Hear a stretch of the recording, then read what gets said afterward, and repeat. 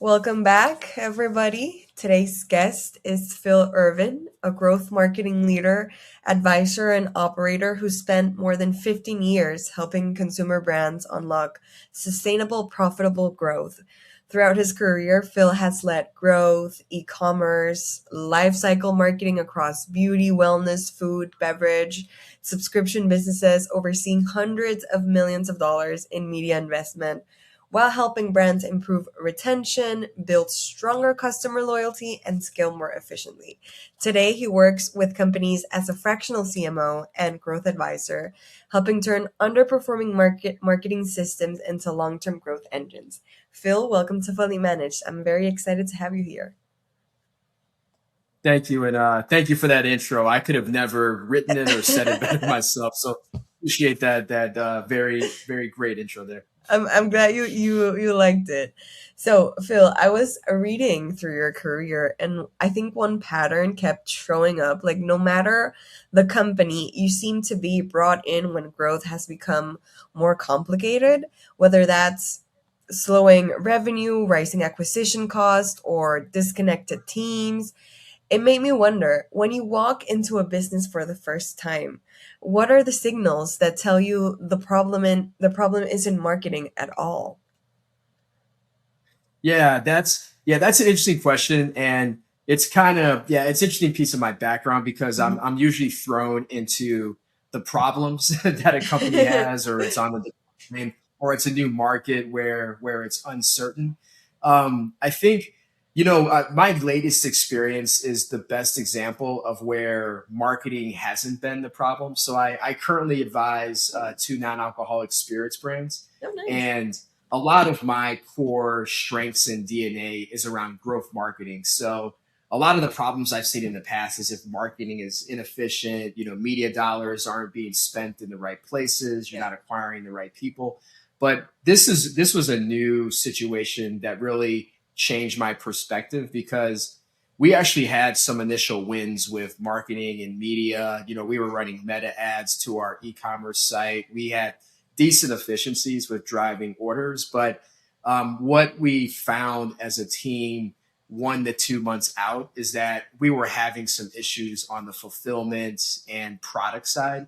So, if you talk to anybody in CPG, you got to have the product right. You got to have the packaging and the shipment because you can have breakage, you can have spoilage if it's been in a warehouse too long. And in our instance, we were delivering bottles that were broken or the caps weren't produced correctly. And so, even though we were seeing decent growth from the demand Mhm. generation side, we were getting a series of customer complaints that Okay. we basically saw if that were to continue, our growth wouldn't be sustainable. So.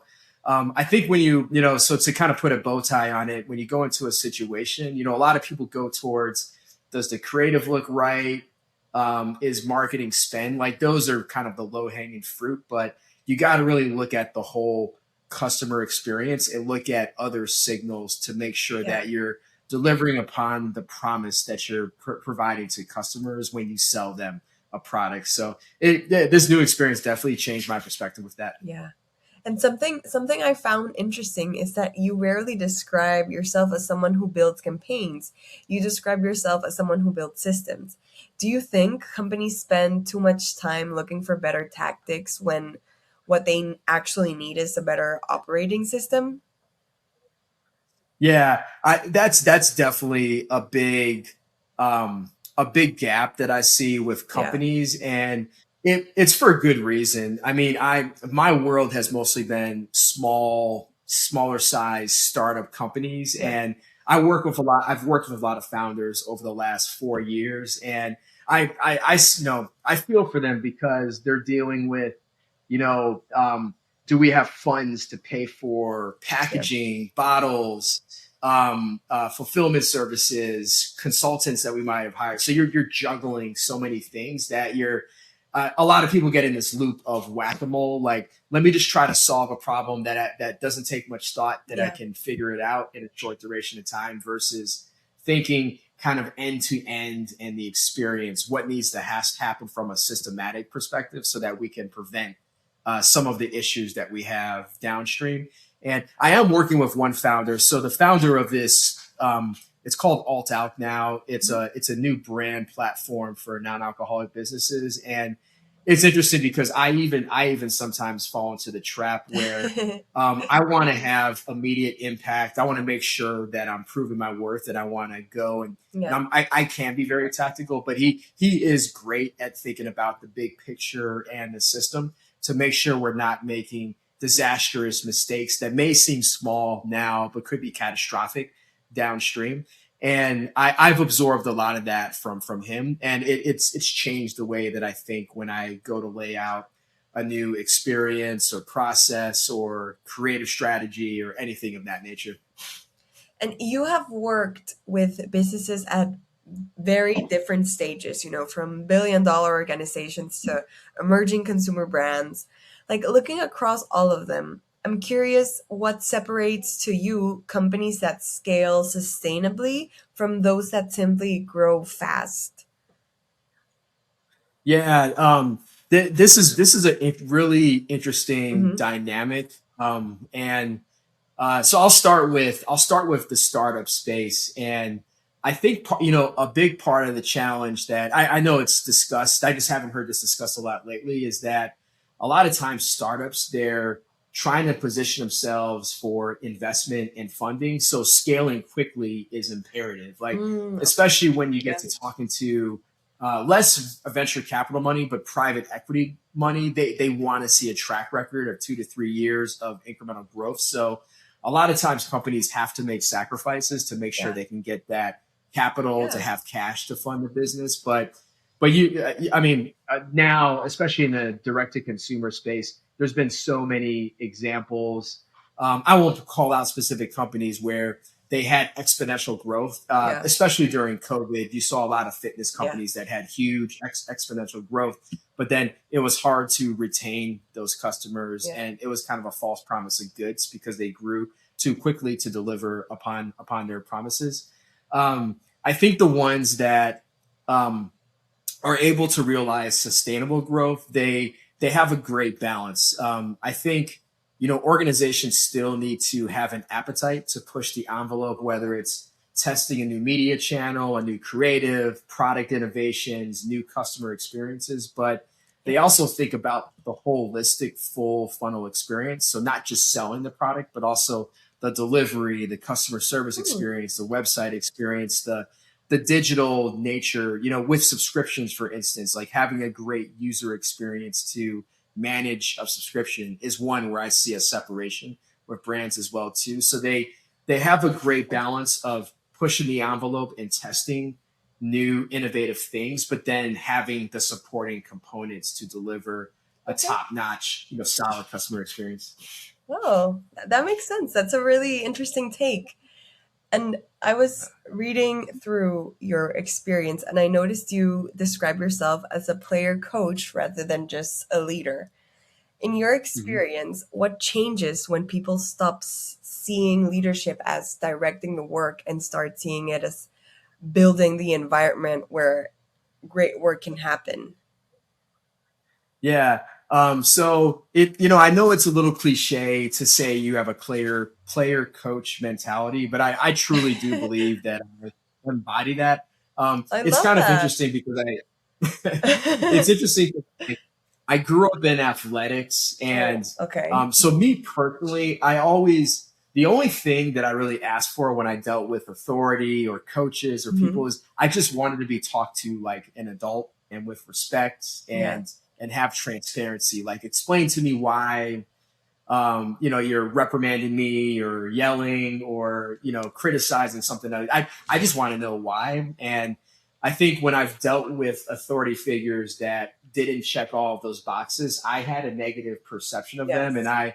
I wasn't at my best with how I performed. So I just wanted to flip that with my style with people. Now I will say occasionally I do like to challenge the people that report into me because I think it helps them Yeah, expand their skill absolutely. set. And the goal is you want people to be autonomous with their workflows or responsibilities. But especially in the early stages, I like to show that to use like a military term, that I'm in the trenches with them. If we have a new challenge to solve, I'm not just going to lay out bare bones instruction and let them go run with it. I want to, see at least the beginning part of it through to make sure that they're on the right path for success. That's a very full circle moment, I feel like, with your experience being in athletics to now. I mean, I love it. I think it ties up very beautifully. Yeah, no, appreciate that. And I've given, I mean, and trust me, I won't age myself, but you mentioned, I've been working in this arena for 20 years or so.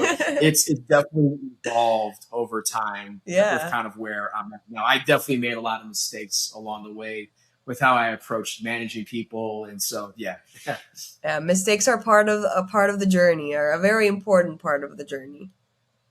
Yeah. Yeah. And you also describe yourself as someone who's known for diagnosing underperforming marketing systems. I'm curious, has experience made you faster at finding the problem, or has it simply taught you to ask better questions? Yeah, experience is definitely a factor. I think, one thing I think that's underrated in the current market is a lot of times when companies think about building their teams and their Hmm. personnel, a lot fall into the mindset of we need if we need to bring in somebody from a specific category to Yeah. build out this team because they know, and to some extent that makes sense. But I think when you bring in somebody, not to say I'm the ultimate example of this, but somebody that has a breadth of category and functional experience, it just teaches you a more flexible way to think about what could be wrong or what That's could be interesting. broken versus somebody that maybe just comes from one domain, one function. And so I think that's part of it of what's helped me. We can't leave out the elephant in the room. AI is definitely Yeah. a big helpful tool. I think the separator though is, and others will say this too, is how you prompt AI. I Yeah. think if you have good hypothesis about what could be broken in either a marketing or business system, you'll have better prompts for AI to help you uncover what could be the problem. I think it's also having the muster or gall to challenge assumptions. I think that's been a huge learning experience for myself.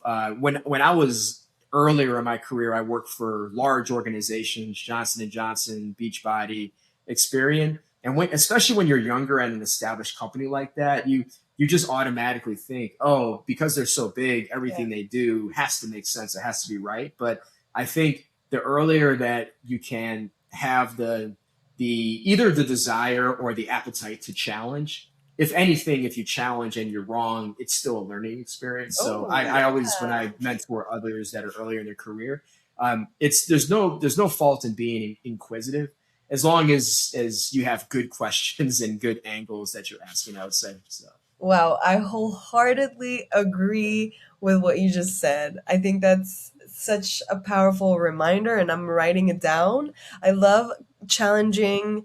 I mean, yeah, I'm writing down what you just said. Like, great answer. I think that was a great answer. you Right. you have also you spent more than 15 years helping companies grow, yet the definition of growth itself has changed dramatically over that time. Looking ahead, what do you think great growth leaders will need to unlearn over the next decade? Oh man, unlearn. Yeah. That is, yeah, that's super interesting. I think, well, I mean, not to beat a dead horse a bit, but I think with the injection of AI, there's been, a lot of times again, when companies are building out teams, they want to bring in people that have established playbooks, whether it's sales to retail Yeah. stores, how to run an e-commerce shop, how to manage your media investment, audience strategy, bidding strategy, yada yada yada.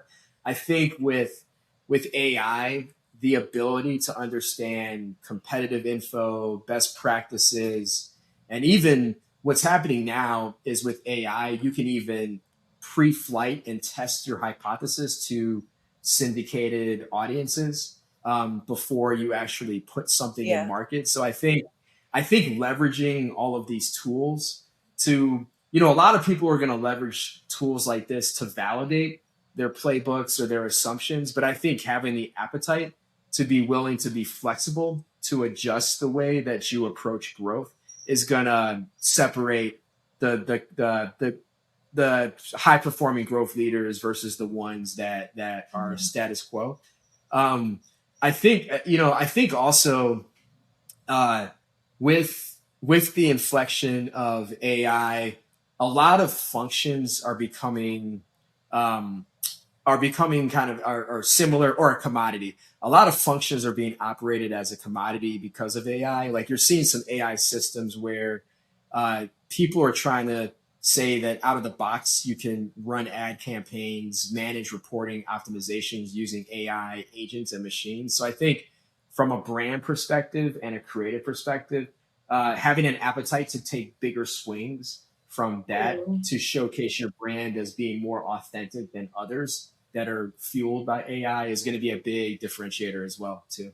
Thank you so much for joining us today. This has been a really thoughtful, fun conversation, and I really appreciate how you approach growth. You know, not just as a marketing discipline, but as a systems, a leadership, and decision making challenge. I think that's a perspective our audience is going to take a lot away from, and I'm excited to see what you continue to build and the companies you'll continue helping growing. So thanks again for being so generous with your insights and your time. I had such a pleasure. It was so fun having you on.